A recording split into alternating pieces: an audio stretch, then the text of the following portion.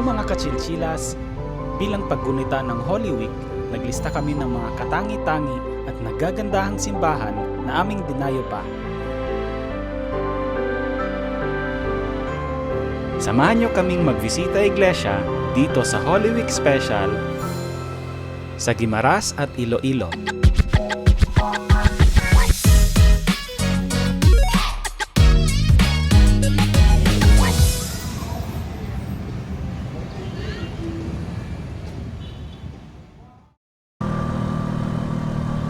Ang first stop natin ay Navalas Church.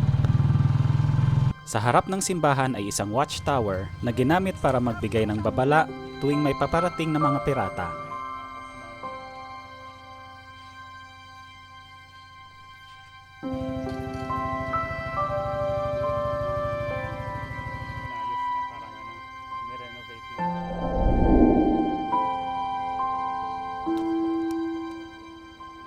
Ang Navalas Church ay itinayo noong 1880. Ito ang pinakamatanda at nag-iisang heritage church dito sa isla ng Guimaras.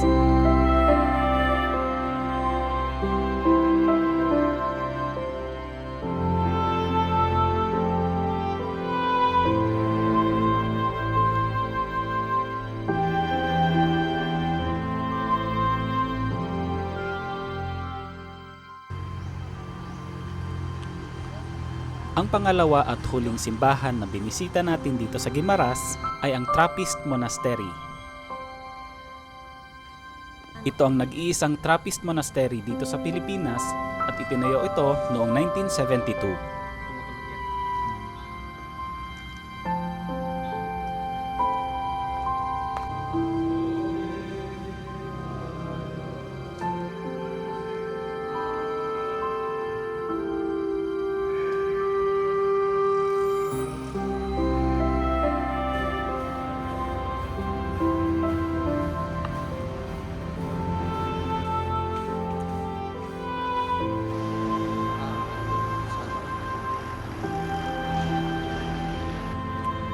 Ang 75 ektaryang mapayapang lupain na ito ay pinapatakbo ng mga Trappist monks. Isa sa mga dahilan ng pagbisita ng mga tao dito ay para bumili ng mga souvenir at mga pagkain dito mismo itinanim at ginawa ng mga monghe.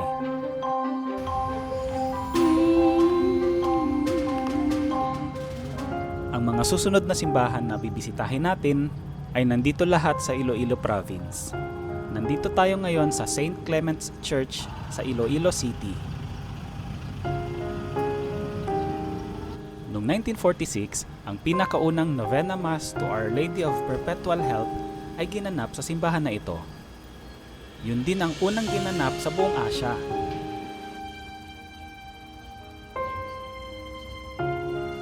Ang St. Clement's Church ay may isang napakagandang hardin, isang tahimik at mapayapang lugar para magnilay-nilay at magdasal.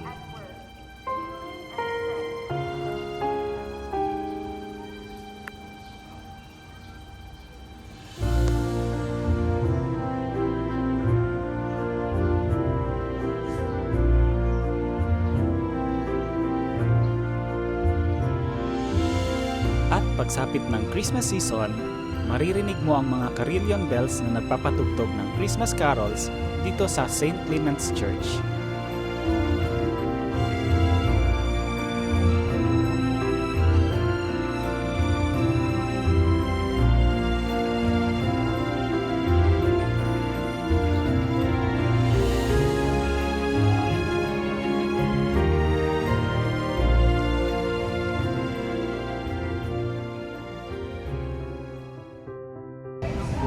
Susunod na simbahan ay Harrow Cathedral.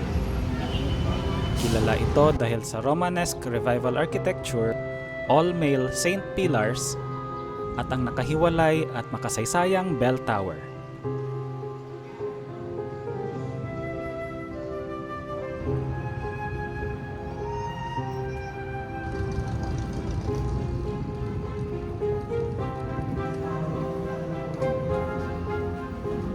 Sarado nga lang yung entrance nung bumisita tayo at di na tayo nakapasok.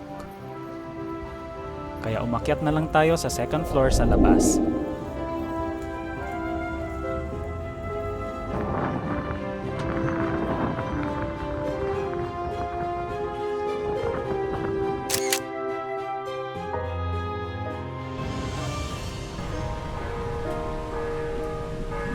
Nandito tayo ngayon sa Molo Church. Itinayo ito noong 1831 na may Gothic Revival design at natapos noong 1888. Halos 200 years na itong nakatayo.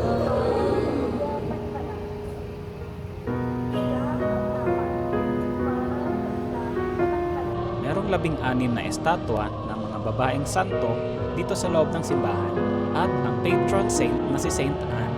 Dahil dyan, ang Molo Church ay kilala bilang isang feminist church. Ito naman ang itsura ng Molo Church paggabi.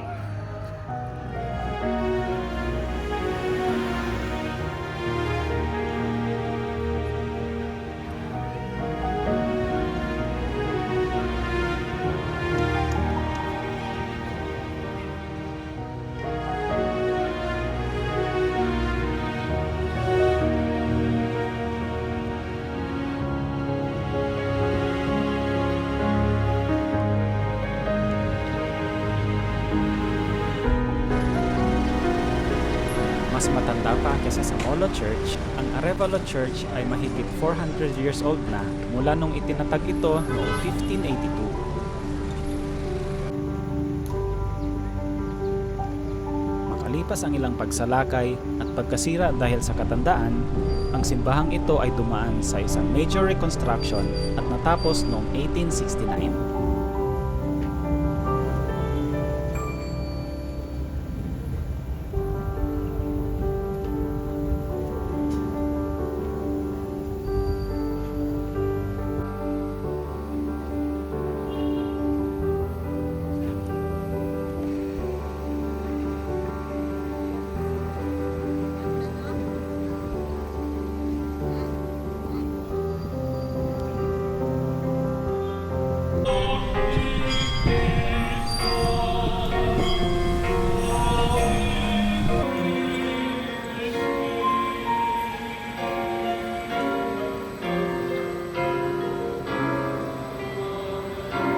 Ang simbahan ay pinaniniwalaang pinrotektahan ang bayan mula sa pagsalakay ng mga pirata, tagtuyot, at mga balang.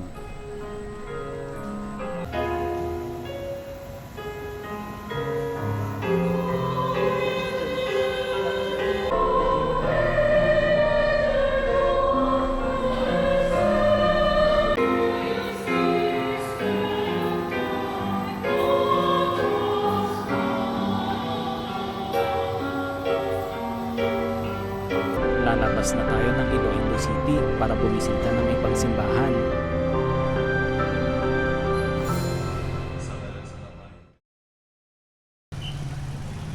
Nakatingin tayo ngayon sa isang strukturang mahigit 250 years old na at nakaligtas sa ilang mga sakuna at kaganapan.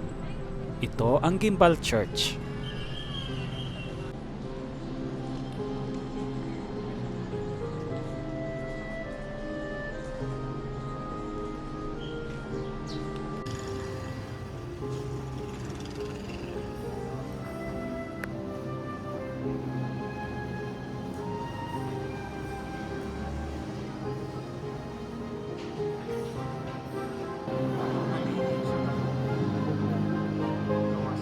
Bagamat ang istrukturang ito ay itinayo noong 1700s, ang parish mismo ay itinatag noong 1575.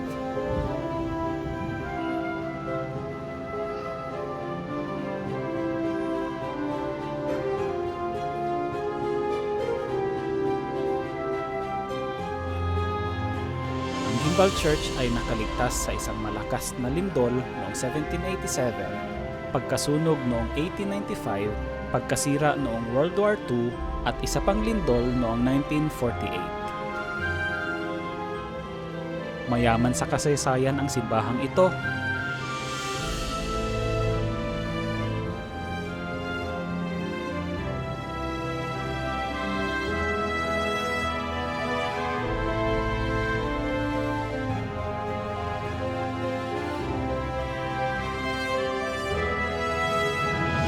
Kapal na pader ay gawa sa coral stone at yellow sandstones. Ang bell tower naman ay nagsilbing watchtower at ang simbahan ay nagsilbing alarm system laban sa pagsalakay ng mga Moro pirates noong Spanish era. Ang sunod na simbahan na bibisitahin natin ay may mas makakapal na pader at itinayo na may pangunahing layunin bilang isang fortress.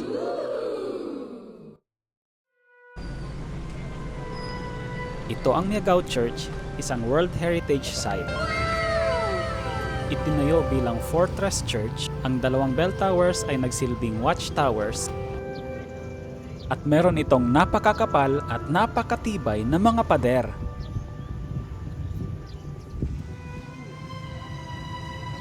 Ito ang pinakamagandang simbahan na nabisita namin at isa sa pinaka-unique sa buong mundo. Impressive yung detalye ng artwork. Tampok dito si Saint Christopher na bitbit si Baby Jesus habang hawak ang isang puno ng niyog.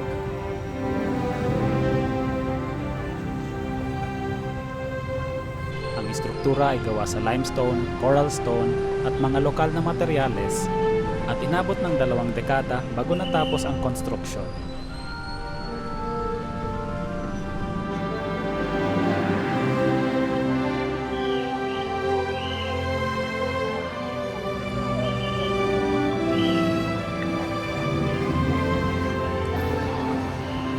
Sa loob, simple lang siya.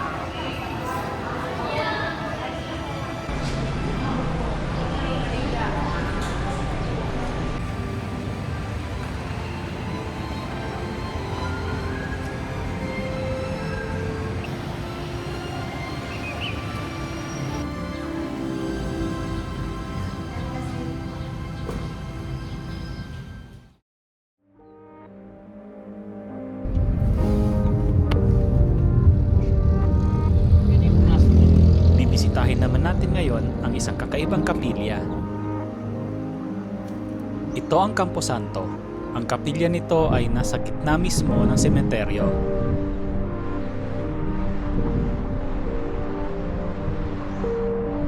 Gawa ito sa coral stones, fossils at red bricks.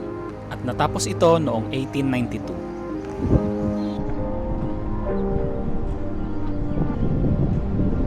Napakaganda rin ng view dito.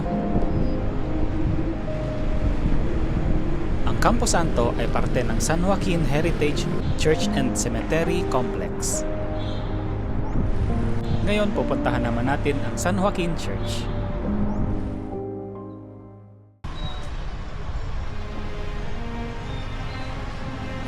Ang susunod nating bibisitahin ay San Joaquin Church.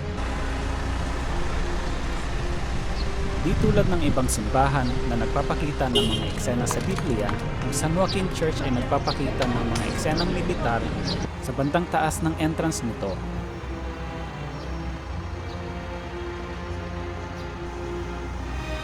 Ang pagpapagawa ng simbahan ay natapos noong 1869. Medyo late na kumpara sa ibang simbahan, pero pasok pa rin siya sa Spanish era. Gawa ito sa local limestones, makakapal na mga pader, at para siyang fortress.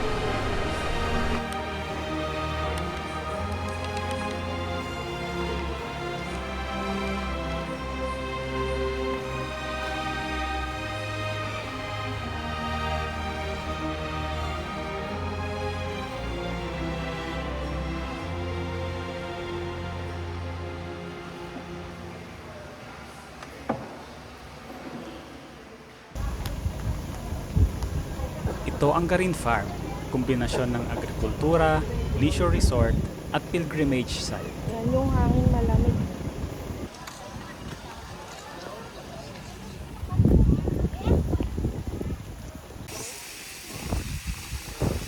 Aakyat tayo dito sa tinatawag na Stairway to Heaven. Nasa 450 to 480 steps bago makarating sa tuktok. Sobrang hirap yung paakyat, Ramdam kong humiwala yung kaluluwa ko sa katawan ko at dumiretso papuntang langit.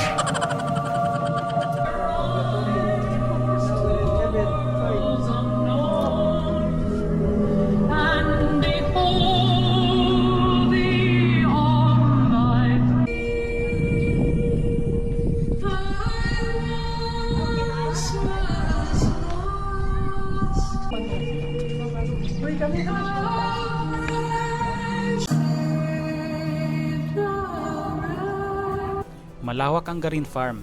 I-upload natin ang full tour ng Garin Farm, hotel tour, pati na ang ibang mga pinuntahan natin sa Iloilo at Guimaras. Kaya kung bago ka sa ating channel, please subscribe at pindutin ang notification bell para updated ka sa mga future uploads natin.